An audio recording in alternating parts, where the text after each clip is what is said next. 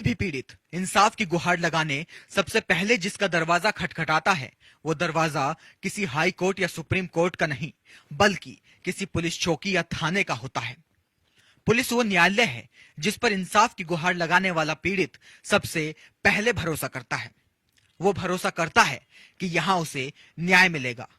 लेकिन जरा सोचिए, अगर वही पुलिस वाले रक्षक की जगह भक्षक बन जाएं, तो वही पुलिस वाले अगर 2 पैसों के लालच में बेगुनाह को ही आरोपी घोषित कर दें, तो मामला यूपी के इटावा का है, जहां पर पुलिस ने 10 लाख की रिश्वत ना देने के चलते बेगुनाह को ही हत्या के झूठे मुकदमे में फंसाकर जेल भेज दिया। पूरा मामला यूपी के इटावा के जसवंत नगर का है, जहां पर शोरूम मालिक जितेंद्र उर्फ शीलू तोमर के शोरूम में कुछ अपराधियों ने लूट और गार्ड की हत्या की वारदात को अंजाम दिया था, जिसकी शिकायत शोरूम में बैटरी का व्यवसाय करने वाले साथी व्यापारी विकास पाठक ने एसएसपी को ऑनलाइन दर्ज कराई थी, जिसमें आज तक खुलासा तो दूर की बात है, मामले की जांच भी ठीक ढंग से नहीं की गई है। उल्टा पुलिस ने साथी व्यापारी विकास पाठक को ही गलत तरीके से केस में आरोपी बनाकर जेल भेज दिया। लेकिन क्यों किया ऐसा पुलिस ने? शिकायतकर्ता के मुताबिक पुलिस ने ऐसा इसलिए किया क्योंकि उसने तत्कालीन सीओ रमेश चंद्र, एसओ अंजन कुमार सिंह और एसओजी प्रभारी सत्येंद्र यादव, इन तीनों को 10-10 लाख रुपए की रिश्वत देने से साफ तौर पर इनकार कर दिया। इस वारदात को अंजाम देने वाले हत्यारे आज भी खुलेआम घूम रहे हैं, तो वहीं बेचारा पीड़ित इस रिश्वतखोरी के जमाने में खुददारी की भेंट चढ़ गया। जब कोई रास्ता नहीं दिखा तो पीड़ित व्यापारी विकास पाठक ने सूबे के मुख्यमंत्री को पूरे मामले में लिखित शिकायत सौंपी, जिस पर मुख्यमंत्री ने संज्ञान लेते हुए एसएसपी को जल्द से जल्द जांच करने के आदेश दिए। वहीं पीड़ित व्यापारी मामले में हाईकोर्ट में याचिका देकर सीबीआई जांच करवाने की भी मांग कर रहा। इस पूरे मामले में मृतक गार्ड के भाई ने बयान दिया था कि मेरा भाई शोरूम पर ही रहता था और वहीं पर उसकी हत्या की गई है, उसका कोई अपहरण नहीं हुआ है। जिसके बाद पुलिस ने अपहरण की धारा तो हटा दी, लेकिन आज तक पुलिस शोरूम में रखा लूट का माल आखिर गया कहां, इसका भी पता नहीं लगा पाई। आखिर ये पूरा मामला है क्या, उसके लिए बता दें कि जितेंद्र उर्फ शीलू तोमर का एक बड़ा शोरूम है, जिसके बेसमेंट को स्थानीय बैटरी व्यापारी विकास पाठक ने पार्टनरशिप पर ले लिया था। और जिस गार्ड की हत्या हुई है वो दिन में विकास पाठक की बैटरी की दुकान पर नौकरी करता था, वहीं रात में जितेंद्र के शोरूम पर गार्ड की ड्यूटी करता था, वहीं रहता था, वहीं खाता था। रात को गार्ड की हत्या के बाद जब स्थानीय लोग शोरूम मालिक और शोरूम पार्टनर को इस घटना की सूचना देते हैं, तो वो दोनों तत्काल मौके पर पहुंचते हैं और पुलिस को फोन कर पूरी घटना की सूचना देते हैं। मामले में शोरूम मालिक जितेंद्र उर्फ शीलू तोमर ये बताते हैं कि उनके शोरूम में इलेक्ट्रॉनिक स्कूटी और बैटरी की लूट हुई और इसका विरोध करने पर उसके सिक्योरिटी गार्ड की भी हत्या कर दी, जिसके बाद शोरूम पार्टनर विकास पाठक ने हत्या और लूट की शिकायत इटावा एसएसपी और ऑनलाइन पोर्टल पर दर्ज करा दी। वहीं सूचना के बाद पुलिस भी वारदात की जगह पर पहुंच जाती है, जहां स्थानीय लोगों की भारी भीड़ जमा होने के बाद पूरी घटना का राजनीतिकरण शुरू हो जाता है। पुलिस दोनों व्यापारियों को कड़ी सुरक्षा दे देती है। वहीं भारी मशक्कत के बाद शव को पोस्टमार्टम के लिए भेजकर छानबीन शुरू कर देती। घटना का 1 महीना बीत गया था, लेकिन ना तो पुलिस को कोई सबूत मिला, ना कोई गवाह। जब असली हत्यारा नहीं मिला तो पुलिस ने व्यापारी विकास पाठक के नाम ही अपहरण और हत्या का मुकदमा दर्ज कर दिया और ये कहकर गिरफ्तार कर लिया कि थाने तक चलना है, कुछ पूछताछ करनी है। लेकिन ये क्या, गाड़ी थाने की तरफ ना जाकर कहीं और ही चली गई। दरअसल व्यापारी विकास को इटावा पुलिस के तत्कालीन एसओजी प्रभारी सत्येंद्र यादव किसी गुप्त ठिकाने पर लेकर आए थे और 4 दिन तक टॉर्चर करते हुए 10 लाख रुपए की मांग की और कहा कि 10 लाख रुपए दे दो, मैं तुम्हें छोड़ दूं। बात यही खत्म नहीं हुई। उसी गुप्त ठिकाने पर बारी बारी से एसओ अंजन कुमार और सीओ रमेश चंद्र भी आए और उन्होंने भी 10-10 लाख रुपए की रिश्वत की मांग करते हुए कहा कि तुम हम तीनों को 10-10 लाख की रिश्वत दे दोगे तो हम तुम्हें छोड़ देंगे। जब व्यापारी विकास पाठक ने 30 लाख की रिश्वत देने से मना करते हुए कहा कि जब हमारा इस घटना से कोई लेना देना है ही नहीं तो भला आप हमें जेल कैसे भेज सकते हो, तो पुलिस ने विकास पाठक को झूठे मामले में हत्यारा बनाकर जेल भेज दिया। करीब 6 महीने बाद फर्जी तरीके से जेल भेजे गए विकास पाठक को हाई कोर्ट से जमानत मिल गई और वो जेल से रिहा हो गए। रिहा होने के बाद उन्होंने विधायक से लेकर मुख्यमंत्री तक सभी दफ्तरों के चक्कर लगाए और करीब 4 महीनों की भागम भाग के बाद सूबे के मुख्यमंत्री योगी आदित्यनाथ ने जिले के एसएसपी डॉक्टर ब्रिजेश कुमार सिंह को निष्पक्ष जांच कराने के आदेश जारी कर दिए। वहीं एसएसपी ने सीओ जसवंत नगर से पूरे मामले की रिपोर्ट मांगी है। लेकिन कहते हैं ना कि एक बार अगर किसी इंसान से भरोसा उठ जाए तो दोबारा उस पर भरोसा करने में कोई 10 बार सोचता है। कुछ ऐसा ही कहना विकास पाठक का भी है। उनका कहना है कि जिस सीओ की कुर्सी से मुझे फंसाने की झूठी कहानी लिखी गई हो, सीओ की कुर्सी भला मुझे कैसे न्याय दिला सकती है। अब देखना यह होगा कि क्या योगीराज के सोते सिस्टम में विकास पाठक को न्याय मिल पाता है या पीड़ित ऐसे ही अधिकारियों की चौखट पर भटकता रहेगा। स्पेशल डेस्क से निखिल वर्मा के साथ नवतेज टीवी की रिपोर्ट। हमारा नाम विकास पाठक, हम जसवंतनगर में पाठक बैटरी के नाम से दुकान है, काम करते हैं। जो लड़का मरा हुआ है 7 अगस्त 2020 को, वो हमारे यहाँ दैनिक कर्मचारी था, दिन में काम करता था। रात्रि में वो सीलू तोमर के महाकाल शक्ति नाम के शोरूम पे चौकीदारी का काम करता था, वहीं खाता था, वहीं सोता था और रात्रि में ही ये हत्या हुई है। सुबह जब हमें इसकी जानकारी हुई पड़ोस के 2 छोटे बच्चों के द्वारा, तो पहला फोन हमने शोरूम मालिक को किया, दूसरा फोन मृतक के गांव के लोगों को किया कि उसको बता दिया जाए कि हाँ लूट और हत्या जैसी घटना हुई है। तीसरा फोन हमने पुलिस को 112 नंबर पर लगाया। जब हमारा नंबर नहीं लगा, बिजी जा रहा था 112 नंबर, तो पास में खड़े और भी लड़के थे, उनसे कहा तो फोन लगा, बताया गया। मौके पे पुलिस आई और पुलिस के तुरंत बाद बसपा नेता और दलित समुदाय के कुछ लोग काफी मात्रा में एकत्रित हुए और हंगामा काटने लगे, जिससे पुलिस ने हमें थोड़ी सी सुरक्षा दी और जब तक डेड बॉडी नहीं हटी तब तक हमें शोरूम में ही छुपा के रखा पुलिस की सुरक्षा में। फिर पुलिस हमें थाने ले गई और फिर हमें वहां से छोड़ दिया गया। 2 दिन बाद पुलिस ने हमें जब बुलाया तो क्राइम ब्रांच की टीम ने हमसे और हमारे परिवार से सघन पूछताछ की। पूछताछ के बाद क्राइम ब्रांच प्रभारी सत्येंद्र यादव का कहना था कि आपका इस केस में कोई रोल नहीं है, लेकिन फिर भी जब जरूरत पड़ेगी तब आप पूछताछ के लिए आते रहेंगे। हमने ठीक है, आप जब भी बुलाएंगे हम सहयोग करेंगे। लगभग 1 महीने तक इस घटना का कोई खुलासा नहीं हुआ। उससे पहले जिस दिन ये घटना हुई है उसी दिन शोरूम मालिक सीलू तोमर ने अपने शोरूम पे लूट और हत्या की एप्लीकेशन ऑनलाइन प्राथमिकी दर्ज करवाई थी, जिसमें काफी सामान चोरी होना, जिसमें बैटरी, इन्वर्टर, स्कूटी, CFL सामान चोरी होना और हत्या होना दर्शाया गया था, जिसे पुलिस ने कहीं कोई संज्ञान में नहीं लिया और 1 महीने तक पुलिस यूं गुमराह करती रही।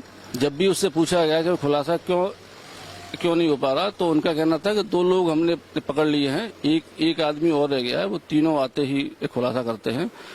और हम ठहरे ईमानदार आदमी, व्यापारी, तो अपने इसी पे थे कि पुलिस जो करेगी वो सही करेगी। हमें ये आइडिया नहीं था कि पुलिस निर्दोष लोगों को ही रिश्वत न देने के आरोप में आरोपी बना देती है।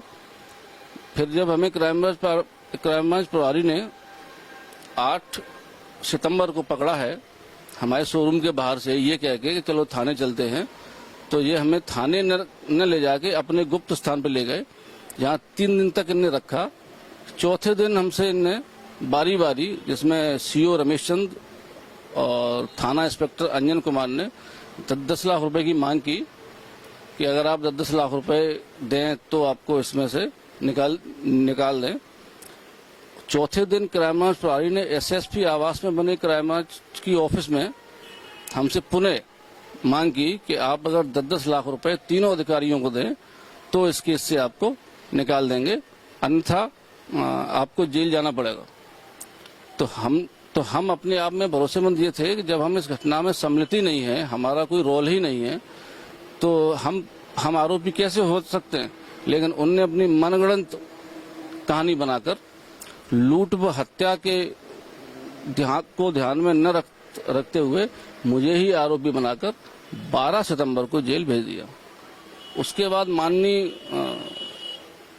न्यायालय के आदेश पे बेल पे हम 20 फरवरी को जेल से बाहर आए। बाहर आने के बाद अपनी जहां भी कह सकते थे, जिसमें मुख्यमंत्री हैं, प्रधानमंत्री हैं और भी जहां जहां कह सकते थे, गृह मंत्री, कानून मंत्री, मुख्य सचिव, मानवाधिकार आयोग, भ्रष्टाचार निवारण उन्मूलन कार्यालय, हमने हर जगह एप्लीकेशन स्पीड पोस्ट की। लास्ट में अभी 24/6/2021 को मुख्यमंत्री कार्यालय से आदेश मिला है जांच का, जो इटावा एसएसपी साहब के लिए है। हम एसएसपी साहब से भी हमने मुलाकात की, तो उनने उस जांच को आगे बढ़ाते हुए सीओ जसवंतनगर को दे दिया है। अभी हमारी सीओ जसवंतनगर से मुलाकात नहीं हुई है, तो हमें तो न्याय की उम्मीद है। अब ये कौन करेगा, कैसे होगा, ये हमें आइडिया नहीं है। हमारे चैनल के माध्यम से आप सूबे के डीजीपी और मुख्यमंत्री तक क्या अपनी गुहार पहुंचाना चाहेंगे न्याय हेतु? मैं निर्दोष हूँ, मुझे न्याय मिलना चाहिए और रिश्वतखोर पुलिस वालों पर भी कार्रवाई होनी चाहिए। क्या लगता है, आप जैसे बड़े व्यापारी को पुलिस ने रुपए के लालच में जेल भेज दिया, आज दिन हम अखबारों में पढ़ते हैं कि पुलिस खुलासे करती, क्या लगता है खुलासे कैसे करती है? पुलिस अपने मनगढ़ंत तरीके से खुलासे कर देती है। पुलिस बिना पैसे लिए कोई काम नहीं करती है। ये हमने अपने इस केस से एहसास किया है। मैं राजवीर सिंह पाठक जी के पड़ोस में ट्रांसपोर्ट का काम करता हूँ। ये घटना जो हुई है उसमें पुलिस ने किसी तरह की जांच नहीं की है, जबकि इसमें जांच होनी चाहिए थी। जो माल चोरी हुआ है, स्कूटी इधर उधर मिली थी, बैटरा मिला था इधर उधर बाहर, और उसकी पूरी पुलिस को हर चीज की इंफॉर्मेशन दी उसकी, लेकिन पुलिस ने कोई भी जांच न करके पाठक जी को डायरेक्ट मुलजिम बना दिया और जेल भेज दिया। ये गलत हुआ है, इसकी पूर्णतः सही से जांच होनी चाहिए। मैं सर्वेश पाठक एडवोकेट विकास पाठक का बड़ा भाई हूँ। जिस दिन 7 अगस्त 20 को घटना हुई है, मैं भी इटावा से आ गया था, तो इन्होंने ही पुलिस को सूचना दी, इन्होंने ही जिनके घटना हुई उसके मालिक को सूचना दी है, तोमर को। और उस वक्त कई गाड़ियां चोरी गई हुई थी, काफी सामान तितर बितर पड़ा हुआ था। पुलिस के भी कई अधिकारी थे, 100-200 आदमी भी था, सबको पता था यहाँ हत्या के साथ साथ लूटपाट हुई है, जिसको पुलिस ने टोटली छिपाया है। और पैसे के इच्छुक होने के नाते इनकी एफआईआर इनके नाम दर्ज करवाई उनके प्रेशर में। उसके बाद ये कहा तुम्हारा कोई दोष नहीं, इनको छोड़ भी दिया।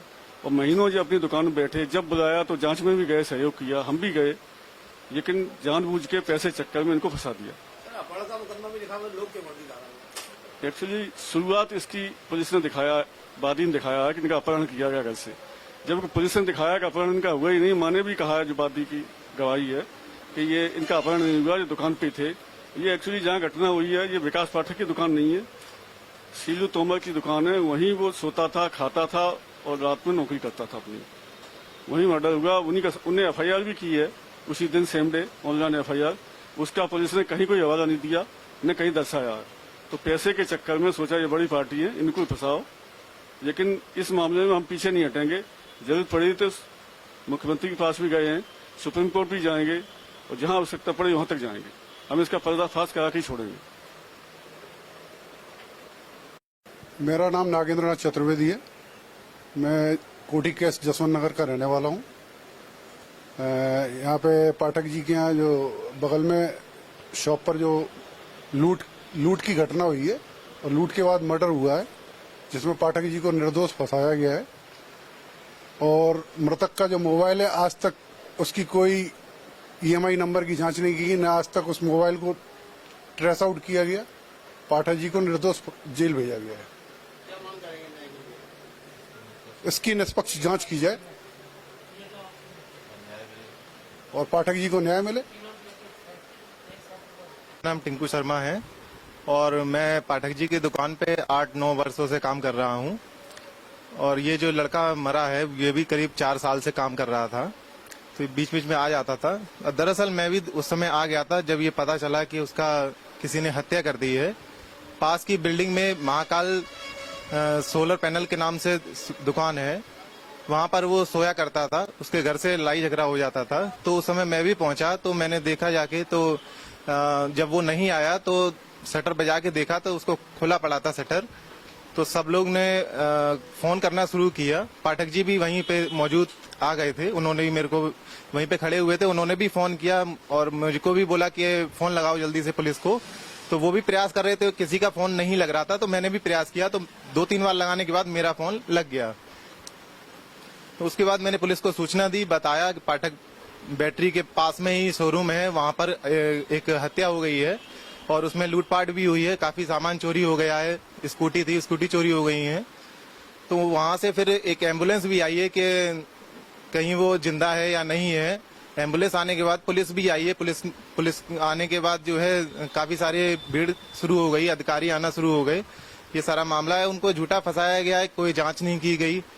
और यही पुलिस कहती रही कि बार बार कि आपने नहीं किया, जांच कर रहे हैं, पर ऐसा कुछ भी नहीं हुआ।